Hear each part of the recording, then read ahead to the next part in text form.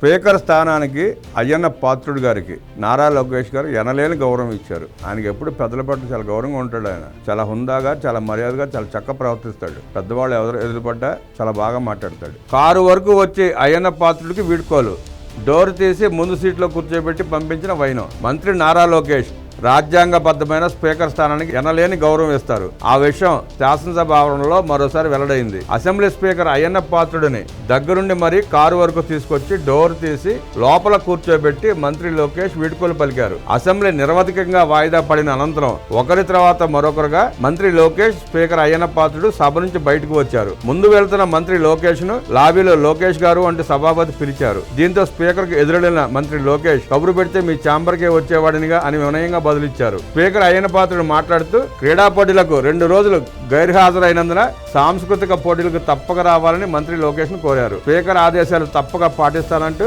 లోకేష్ సరదాగా అన్నారు. నేను సెలవు తీసుకుంటానన్న స్పీకర్ తో స్పీకర్ వద్దని వారిస్తున్న కారు డోర్ తీసి ఆయనను ముందు సీట్లో కూర్చోబెట్టి పంపించిన మంత్రి లోకేష్ ఆయన తన గౌరవాన్ని చాటుకున్నారు.